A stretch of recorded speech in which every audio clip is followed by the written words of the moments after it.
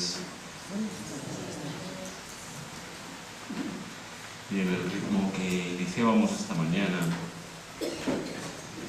de poner los ojos en María como encarnación viva del Dios de la misericordia, en esa dimensión materna, lo primero que veíamos era sobre todo cómo María también tuvo que hacer a lo largo de su vida experiencia de ese amor misericordioso de Dios, ese amor que la sostiene, ese amor que le abre para decir un sí, ese amor que la hace disponible y ese amor que la lleva a permanecer firme al pie de la cruz, en medio de las dudas, en medio de los retos, en medio de las dificultades de la vida. Y decíamos cómo María en este sentido nos hace cercana esa misericordia de Dios. Vamos en esta tarde a seguir en esa dinámica, pero ya desde la otra perspectiva.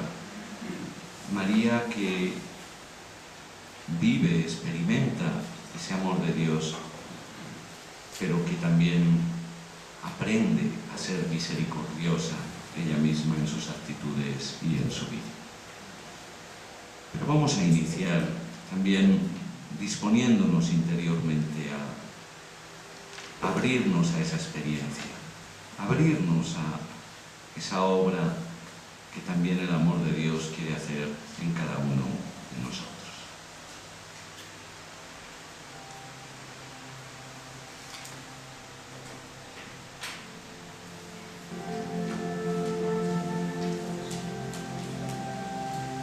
Y os invito a que nos hagamos conscientes de la presencia de Dios dentro de mí, dentro de cada uno de nosotros, dentro de ti. Esa presencia amorosa, esa presencia tierna, esa presencia maternal que nos sostiene y nos cobija, que nunca deja de acompañarnos y que siempre está esperando a que dirijamos la mirada hacia ese centro, para que aunque sea un solo instante, nos sintamos realmente protegidos y cobijados.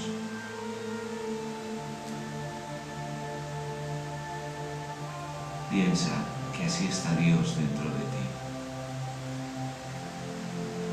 Piensa que así está Dios acompañándote.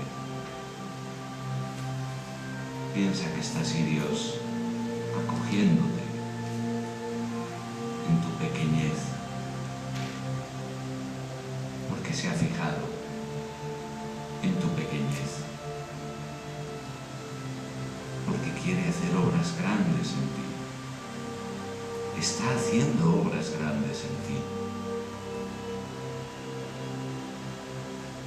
Te está manifestando su amor misericordioso, que no tiene barreras, que no tiene límites. No le pongas ningún límite en tu vida al amor de Dios. Deja que se desborde, que te inunde interiormente esa sensación de saberte amado, de saberte importante, de saberte mirado, de saberte protegido. Y déjate abrazar. Deja que el Padre, Madre, te abrace.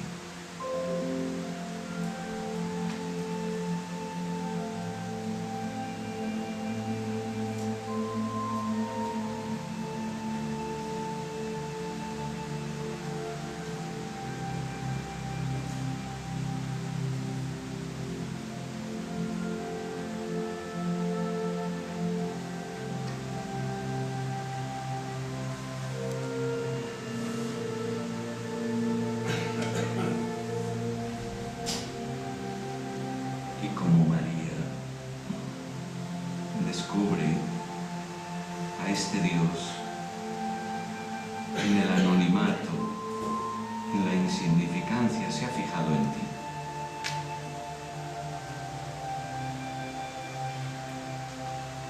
Y quiere llenarte de su gracia. Te pide que te dejes invadir por Él, que dejes que su amor lo empape todo, para que tú también, como María, seas portador de la buena noticia, testigo vivo de ese amor superior a todo.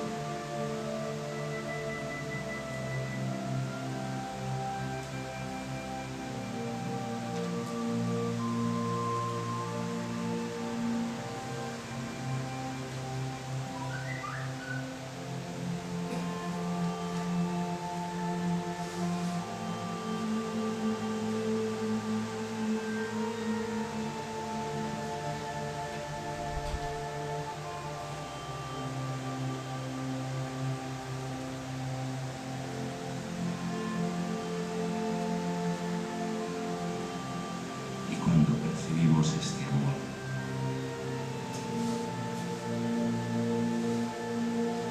nuestra capacidad de sentir se incrementa. Nuestras entrañas también se abren, se llenan de vida, se ven necesitadas de dar vida allí donde están. Es ese amor de Dios que te habita, el que te hace fecundo, el que te da la posibilidad de seguir engendrando vida en tu familia, en tu trabajo, en tu comunidad, en la calle, entre tus vecinos. En ti está la fuerza, en ti está el amor.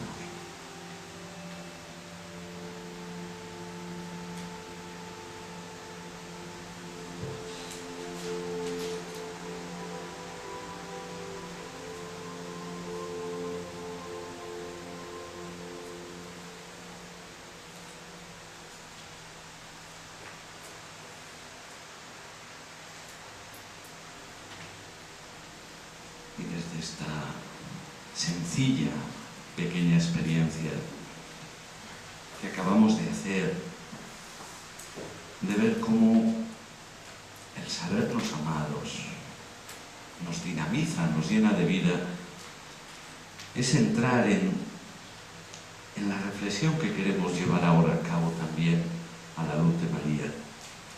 Como ella, habiéndose descubierto amada, elegida, llamada a ser puerta de salvación para toda la humanidad,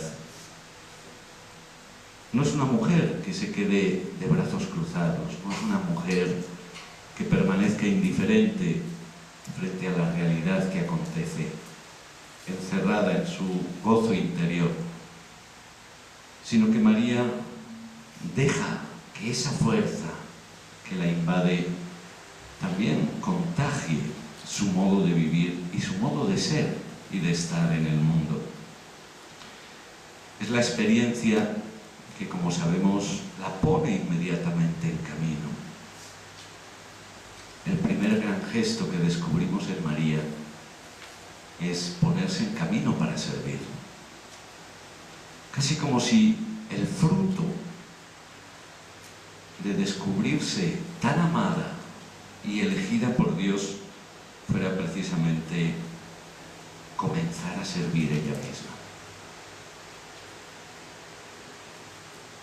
Veremos en ese sentido cómo la visita a Isabel pone de relieve precisamente esa dimensión, ¿no?, de todo un ejemplo de misericordia,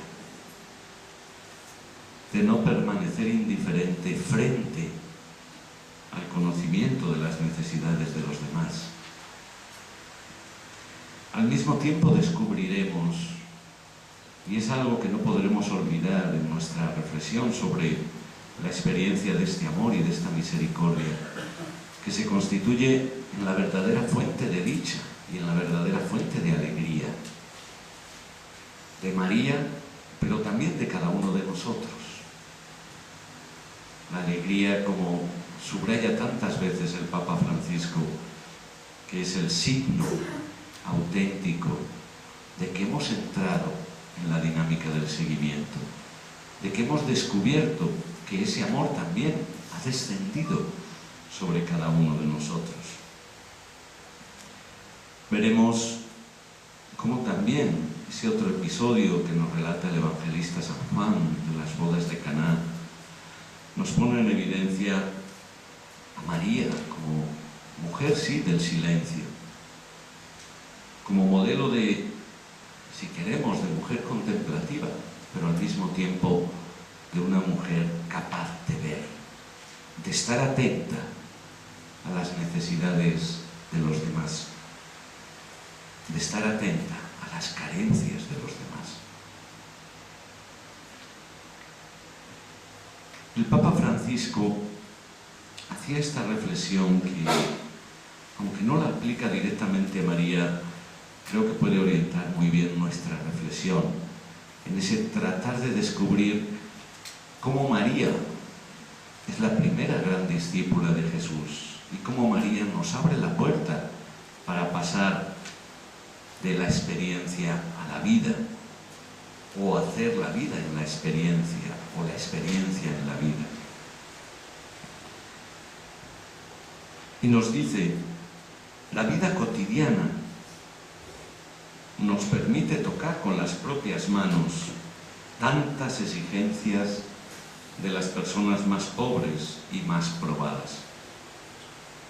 A nosotros se nos pide aquella atención particular que nos lleva a darnos cuenta del estado de sufrimiento y necesidad en el que están tantos hermanos y hermanas.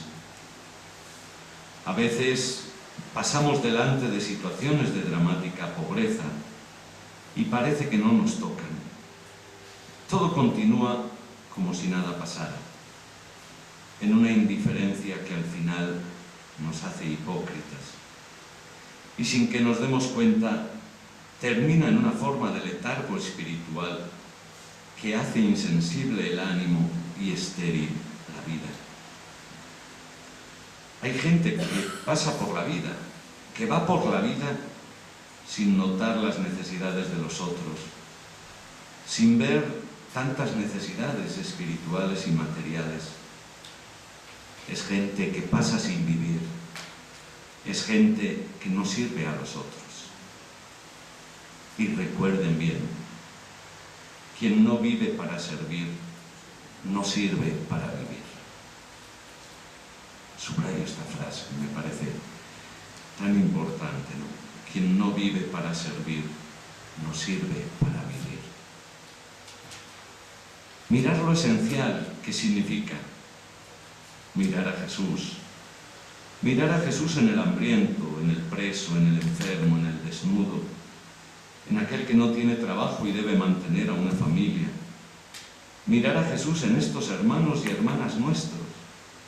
Mirar a Jesús en aquel que está solo, triste, en aquel que se equivoca y necesita un ejemplo, en aquel que necesita hacer un camino en silencio para que se sienta en compañía.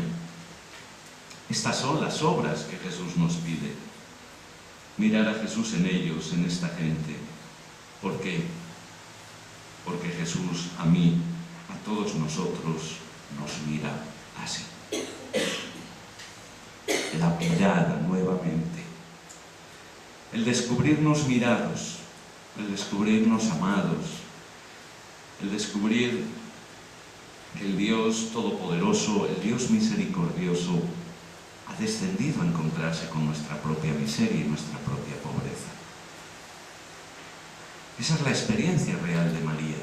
Esa es la experiencia que hace que María no se quede encerrada en su casa, no se quede gozándose de la buena noticia que ella ha recibido, sino que continúa la vida, pero con un nuevo dinamismo, el dinamismo del servicio. Porque al final, como bien sabemos, el efecto del amor es servir. Y el servicio es el dinamismo propio del amor.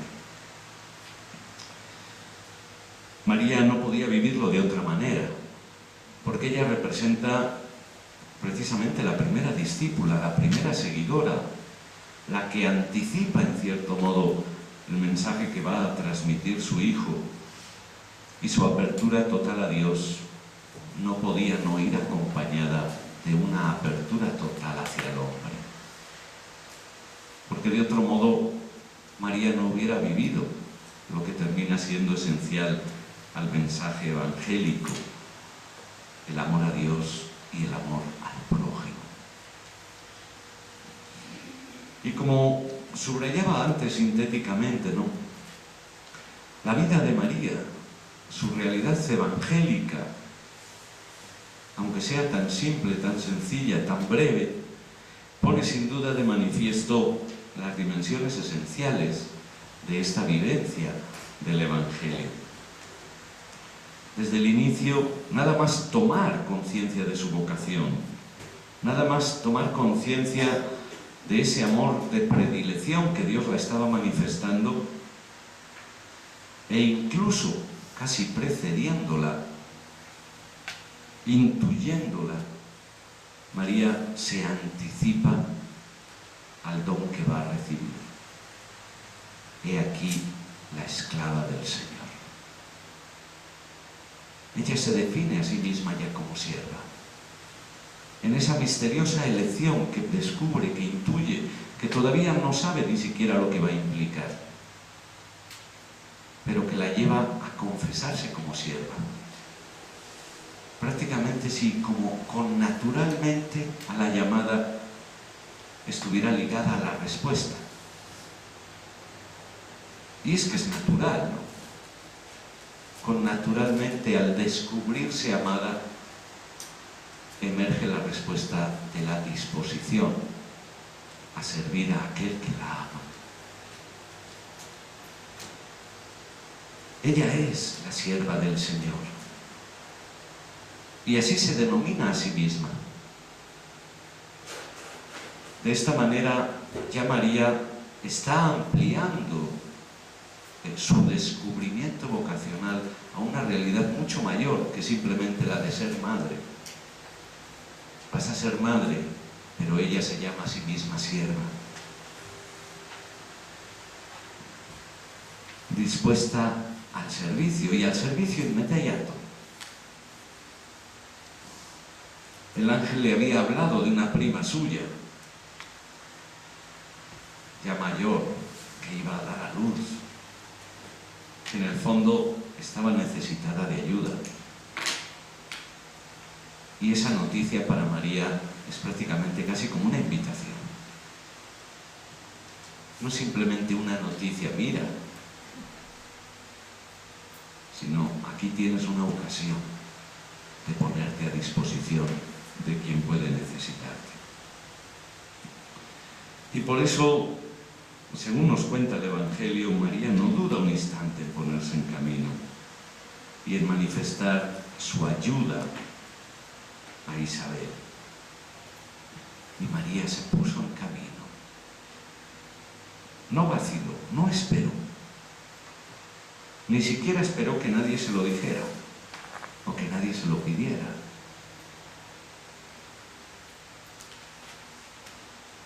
Y aquí emerge algo que sin duda es experiencia viva, ¿no? Como el saberse amada, el sentirse elegida,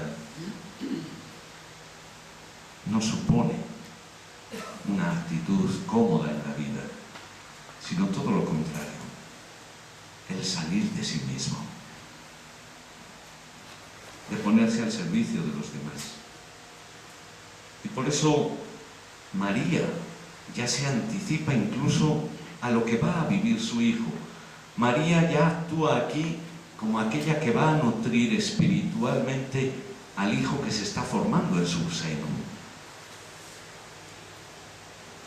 De tal manera que aquí se percibe también esa profunda simbiosis natural que existe entre la madre y el hijo. El hijo que hereda no solo la sangre y la carne de la madre, sino esa disposición anímica y espiritual que lo va alimentando, y de la cual hoy la misma ciencia nos va diciendo algo.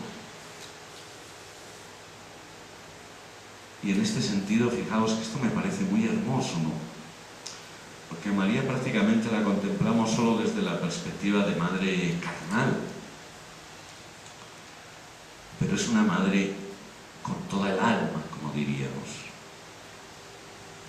que ya hace que su vida sirva de alimento y de preparación a la misión que va a desempeñar el hijo, anticipándose ella a realizar esa misión. Quien guarda su palabra, ciertamente en él el amor de Dios ha llegado a su plenitud, nos recordará el evangelista San Juan. Y quien no ama, no ha conocido a Dios, porque Dios es amor.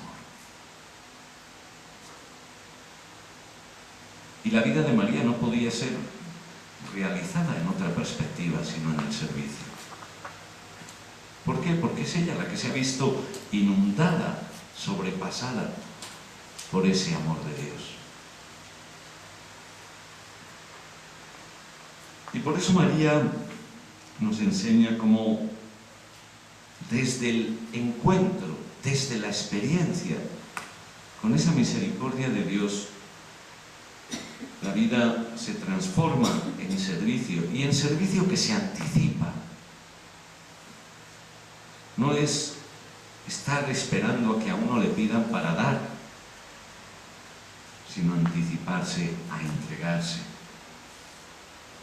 Y ciertamente este es un aspecto que caracteriza dinámicamente siempre en la vida de la Iglesia, el dinamismo de tantos hombres y de tantas mujeres que sabiéndose amados, sabiéndose elegidos, tratan de responder con su vida a las necesidades del pueblo.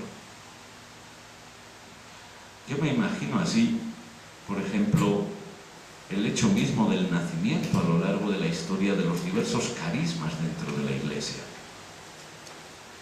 Es el espíritu que resuena en personas, en hombres y mujeres que en un momento determinado se han sentido tocados por el amor de Dios y han abierto los ojos a la realidad. Y se han entregado a responder a esa realidad. Y en la mayoría de los casos, sin tener absolutamente nada con que poder dar respuesta a esa realidad. Pensemos en los fundadores y fundadoras de tantas y tantas familias religiosas a lo largo de la historia, que con lo único que han contado, la mayoría de ellos, ha sido con la confianza en Dios, con el saberse amados por Dios y el saber que tenían que ponerse al servicio de ese amor, en la realidad concreta, en la problemática concreta que les rodeaba. No esperaban que Dios les dijera, haz esto o haz lo otro, sino que el hecho mismo del amor de Dios experimentado les abría los ojos a hacerse sensibles a la realidad que les rodeaba. Eso mismo, pues por ir a un ejemplo que nos toca aquí más de cerca, ¿no?, le pasa a Teresa, que vive sus primeros 20 años de vida en el convento prácticamente sin preocuparse de lo que pasa en el mundo, hasta que se va sintiendo tocada, inundada, afectada por ese amor de Dios, que la lleva a plantearse seriamente ¿qué puedo hacer yo por ti? Y abrir el corazón a las necesidades de los otros, de los demás. Y aquí tenemos en María el prototipo, ¿no? El prototipo de la mujer que se ha sabido amada, que se ha sabido elegida en su pequeñez, que se sensibiliza frente a la realidad del mundo y frente a la necesidad. Fijaos que el mismo Magnificat se puede leer como un auténtico canto, podríamos, de preocupación política y de revolución política. Porque ahí María no solo está convencida de la mirada de Dios frente a todos, sino que está interrogando la misma realidad del ser humano. Está interrogando la desigualdad, la opresión. ¿Por qué hay ricos y hay pobres? ¿Por qué hay humillados? ¿Por qué hay despreciados? En el fondo su canto también es una denuncia política. Es una preocupación por la realidad concreta que viven los hombres y mujeres de su tiempo. Por eso María guardaba todo en su corazón. Pero no como para decir, bueno, pues ahí están las cosas, sino para dejar que la palabra se fuera encarnando en ella, para dejar que en medio de su humanidad la palabra le ayudase a abrir los ojos y a abrir el corazón a las necesidades de sus contemporáneos y dar una mano allí donde ella podía apoyar. ¿De qué le hubiera servido a María el saberse tan amada, tan elegida, tan privilegiada, si no hubiese abierto los ojos a la realidad? Se hubiese quedado ahí ensimismada, atontada, en su cubículo de Nazaret. ¡Ay, el Señor lo hace su madre! ¡Ay, qué maravilla, qué maravilla! Ya no tengo nada más que hacer en la vida. Pero es en el servicio a los otros donde María se manifiesta verdaderamente la elegida, la servidora, la mujer contemplativa, porque es capaz además de percibir en el silencio y con una mirada penetrante la necesidad del otro, y desde ahí actúa en consecuencia. Ciertamente no tenemos ninguna biografía de María, pero los pocos gestos que nos han llegado ponen en evidencia cuál es su actitud, su manera de estar en el mundo, en la realidad. Y sin duda alguna, pues la visita a Isabel, como ya mencionábamos, las bodas de Caná, son un ejemplo evidente de cómo tenía que vivir y actuar María en esa vida escondida en Nazaret.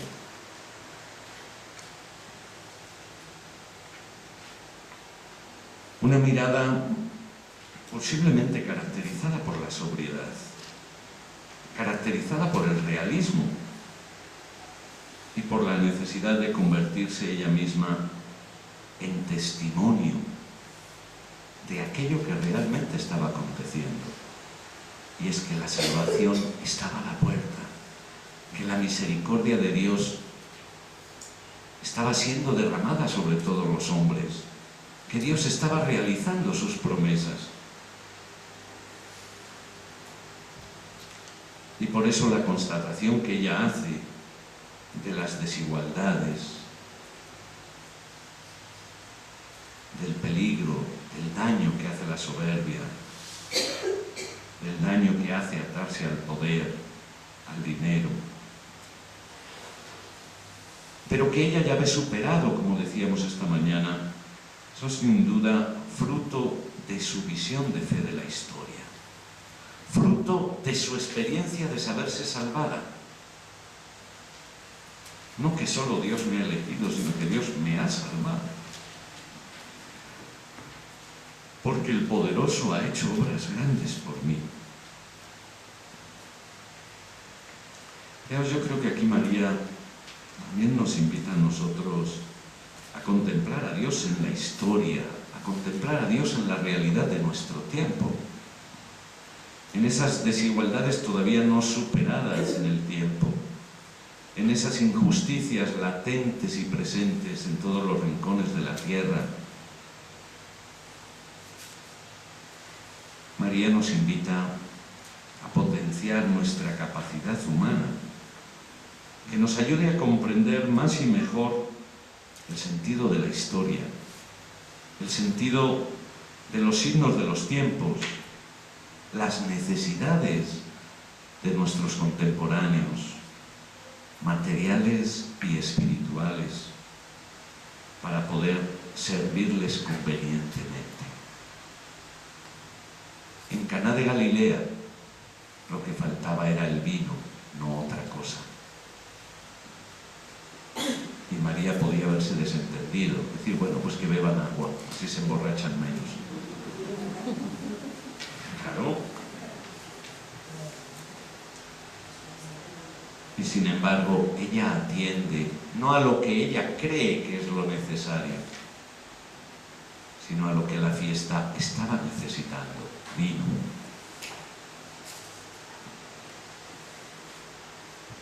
El servicio de María, además, tiene otras características, que son el reflejo también de cómo actúa Dios en la historia, de cómo actúa Dios frente a cada uno de nosotros.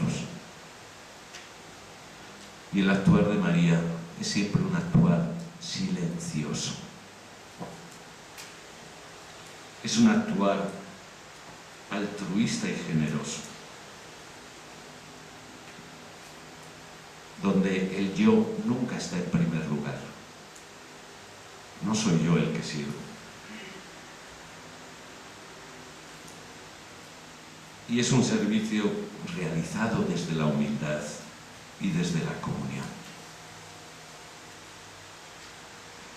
¿Y por qué esas características? Podríamos decir, ¿por qué Dios actúa en el silencio con nosotros? ¿Por qué Dios no actúa enviándonos signos claros y evidentes de que nos ama? A pesar de que los da y los manda y los envía, ¿no?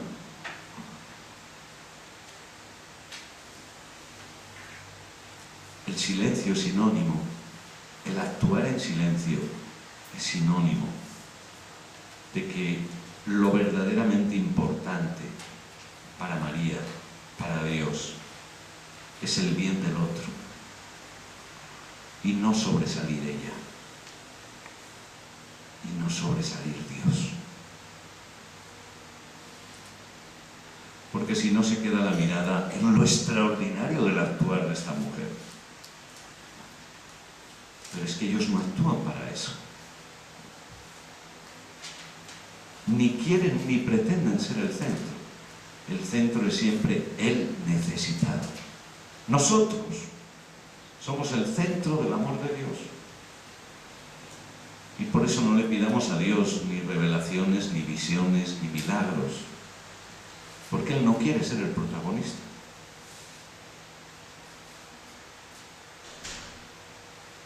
Actúa en el silencio. Hace todo lo que puede y todo lo que está en sus manos. Y cuando se encuentra con su limitación, como el caso de María, sabe dirigir la mirada hacia quien todo lo puede. Haced lo que Él os diga. Qué curioso, María en su vida, como discípula de Jesús, nunca buscó ser el centro, sino la servidora anónima, silenciosa. Hoy en día para muchos parece que es ella la protagonista, ¿no? Haced lo que Él os diga. Porque es que la misericordia solo puede ser así. La misericordia no se hace notar. Porque además es la actitud que critica Jesús a los fariseos y a los hipócritas, que lo que buscan es ser ellos el centro, no las obras que ellos hacen. Que no sepa tu mano izquierda lo que hace tu derecha. Eso es misericordia. Donde se subraya precisamente la generosidad total, el altruismo total, el no esperar nada a cambio.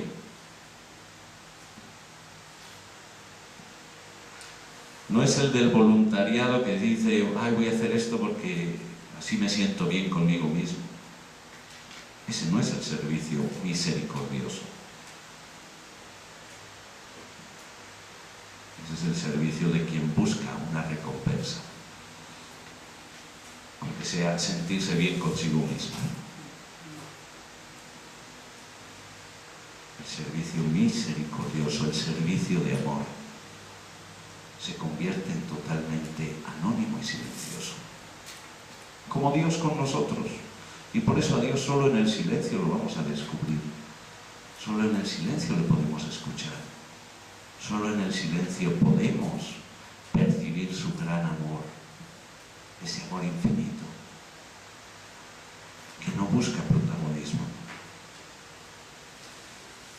Y es la actitud de María que subraya su profunda humildad y sencillez, siempre consciente de sus limitaciones y de sus capacidades. Y es este un aspecto, yo creo que muy hermoso en el modo de ser y de vivir de María, ¿no? Que remite siempre a la necesidad de un conocimiento propio y realista de sí mismo. Si María conservaba todas estas cosas en el corazón, ella tenía que seguir ahondando en ese conocerse, en ese descubrirse, en ese ahondar cada día más en el amor de Dios.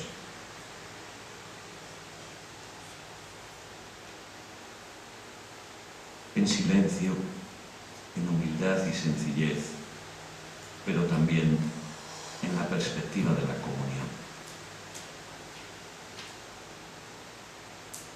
¿Qué significa eso? Que aquel que sirve, María servidora, nunca se coloca por encima de aquel a quien va a prestar un servicio. Aunque tenga la tentación, podríamos decir, porque Isabel en cuanto la ve ella la ensalza, pero María lo vuelve todo a la cotidianidad del servicio. En Caná no busca que le presten atención a ella, sino que siempre se comporta de igual a igual, con sencillez y verdad. Para María servir implica un compartir, un transmitir experiencias, porque la gracia de la cual ella es portadora, el amor del cual ella ha sido testigo, no es algo exclusivo para ella. Y por eso lo comparte en ese encuentro con su prima Isabel, en ese canto del Magnificat, donde hace partícipe a toda la humanidad de su gozo. No es ella por encima, es el cumplimiento de la promesa de Dios para con todos. María, mujer servidora. Fruto, como venimos diciendo, de saberse amada, de saberse elegida, de saberse escogida, pero nunca mirándose desde una perspectiva, sino desde la verdad de su propio ser, desde la pequeñez de su esclava. Pero hay algo que sin duda alguna caracteriza el modo de vivir la misericordia de María, el modo de acogerla en su vida y el modo de transmitirla a los demás, que se caracteriza siempre por una dinámica gozosa. El servir es un gozo para María, no es una obligación, no es una realidad que se le impone, sino que emerge precisamente del encuentro. De hecho, sabemos muy bien y casi sonando como a mandato, ¿no? El saludo del ángel, las primeras palabras del ángel: alégrate, María.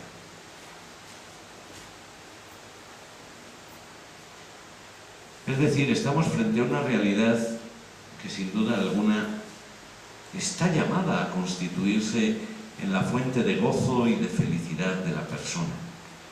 Alégrate. Alégrate, ¿por qué? Porque el Señor está contigo. Esas palabras nos están siendo dirigidas continuamente y constantemente a cada uno de nosotros. Cuantos reconocen su elección especial,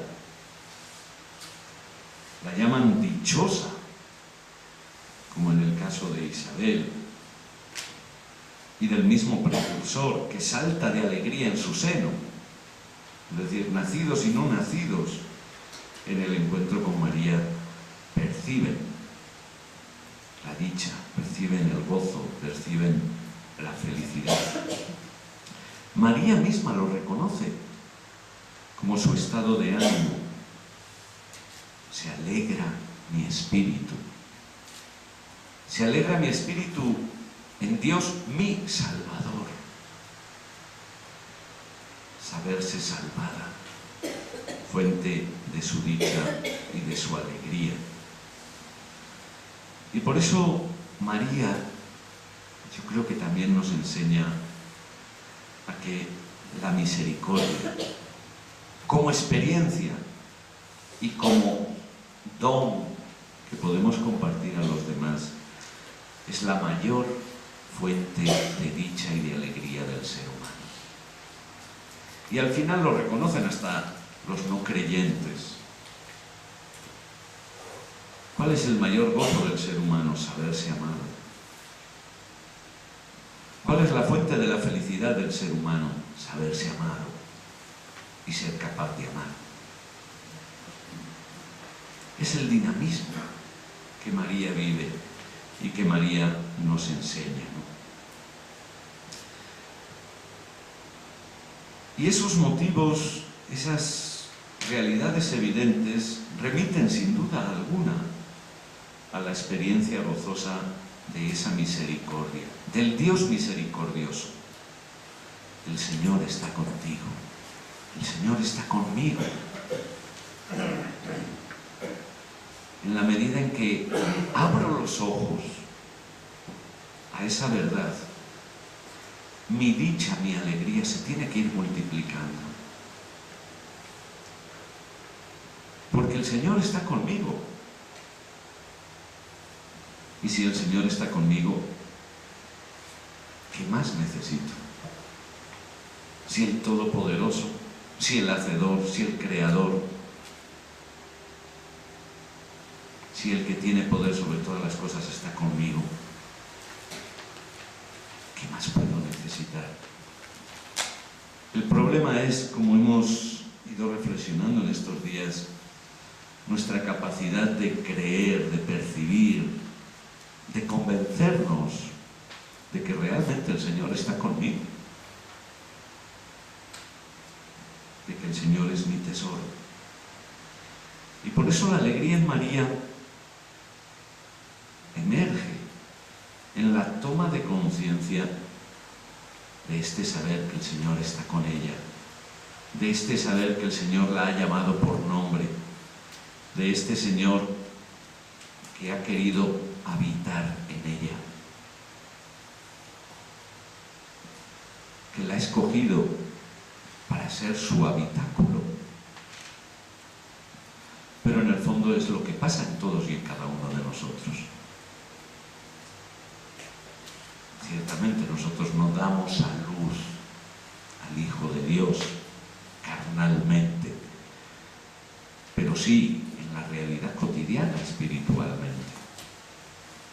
O sea, el mismo don que María percibe es en definitiva el don que cada uno de nosotros ha recibido. Una alegría de saber o de ir conociendo lo que significa la elección que Dios le ha hecho. El hecho de tomar conciencia de que va a ser madre, de que va a realizarse como mujer. Y en una época en la que no tener hijos era sinónimo de maldición. El hecho de ser anunciada su maternidad ya es una dicha, ya es un gozo, una realización profunda de su ser. Y el hecho de saber que su hijo va a ser la salvación de todos.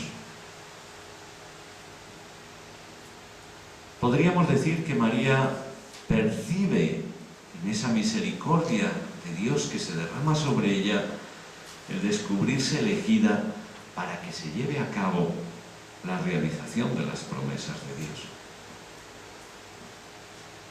Que María vive la alegría desde su elección y desde su misión de madre.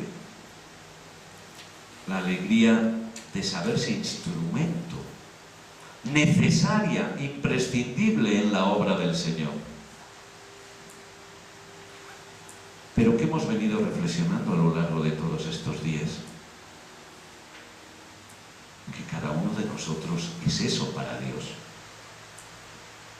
Cada uno de nosotros ha sido elegido, llamado por nombre. Cada uno de nosotros para Dios es imprescindible. Es decir, en María se realiza aquello que es el proyecto de Dios para todo ser humano.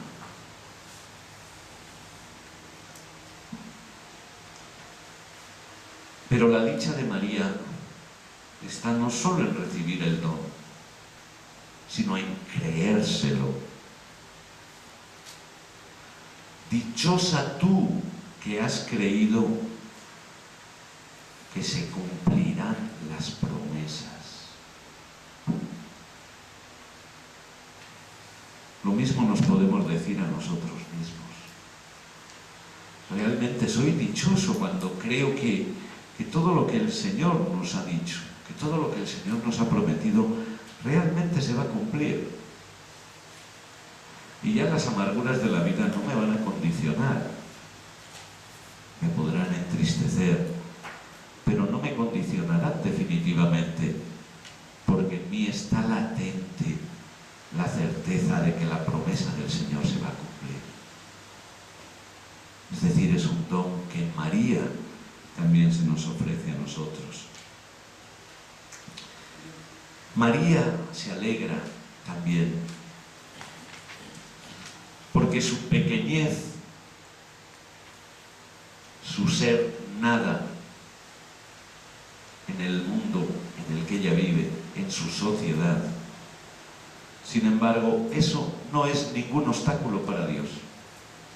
Dios supera toda categoría humana de exclusión, de separación, de discriminación. Mi pequeñez, mi ser poca cosa, mi condición de pecador, no es obstáculo para que Dios realice en mí obras grandes. Desaparecen pues las barreras que me pueden condicionar en mi verdadera alegría. Y María se alegra porque realmente en la misericordia de Dios van a triunfar la justicia y el derecho.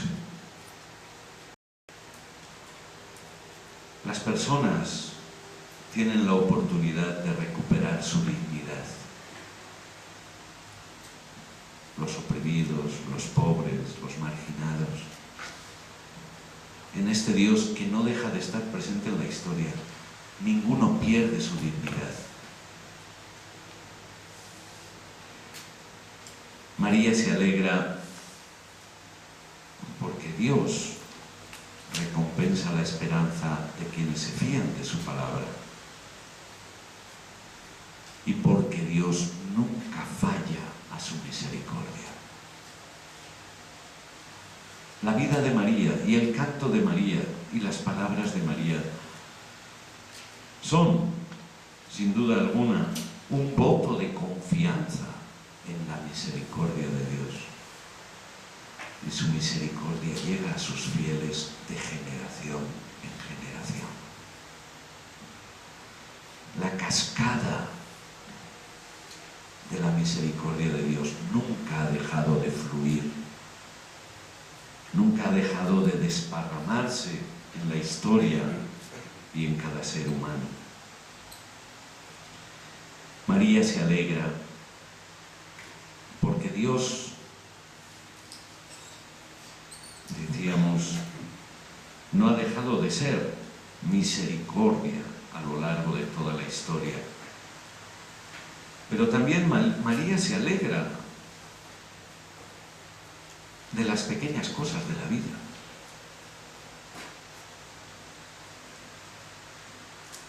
Del saberse madre, del tener que cuidar a su hijo, del saberse aceptada por su esposo o su prometido José. Hay tantos episodios reales o teológicos o ficticios, pero que también ponen de manifiesto el gozo que emerge de la vida cotidiana de María, de verse sorprendida en la adoración de los pastores, de los magos, el ver crecer a su hijo en sabiduría, en estatura, en gracia, el encontrarlo cuando se ha perdido, el viéndole o el oyendo de sus obras, de su predicación, la alegría de la resurrección, la alegría de la iglesia naciente, la alegría de la llegada del Espíritu Santo. Que son momentos que plenifican lo que es el espíritu de María. El espíritu alegre es el que se sabe amar, el que se sabe infinitamente amar, el que se sabe salvado, el que no ve peligrar su salvación. Y Dios se ha empeñado en que nos convenzamos de que nuestra salvación no peligra, que ya nos la ha dado. Pero sin embargo nosotros no somos capaces de liberarnos de tantos miedos y de tantos temores. Ay, si me condeno, ay, si no sé qué, ay, si no sé cuál. En definitiva ponen de manifiesto todavía que no nos hemos encontrado del todo con esa misericordia de Dios, que salva, que no es condicional.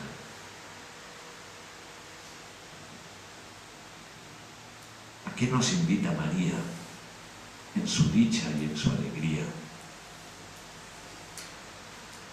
Pues a vivir esa misma dimensión.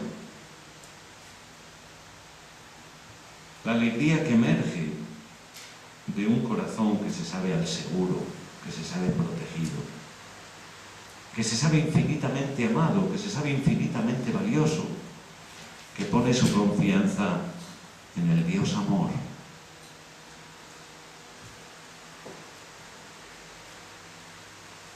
Y por eso, si Dios nos da todo eso, si sabemos que Dios no deja de amarnos, no deja de salvarnos, ¿por qué nos dejamos entristecer tanto? ¿Por qué nos dejamos amargar la vida tanto? ¿Por qué nos dejamos llenar de sentimientos negativos?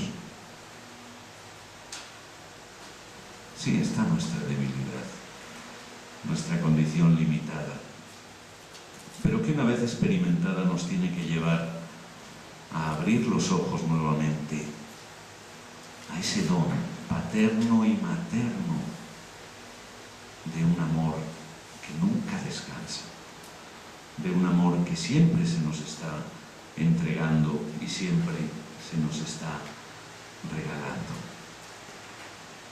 Porque la salvación, como nos dice María, ya ha entrado en nosotros. Porque Dios nos ha escogido, porque Dios no deja de cumplir sus promesas, porque Dios, y tenemos el añadido todavía del Cristo resucitado, ha vencido ya la muerte y ha vencido ya el pecado. Y por eso ni la muerte ni el pecado tienen ya poder sobre nosotros. Eso no quiere decir que no pequemos, eso no quiere decir que no muramos.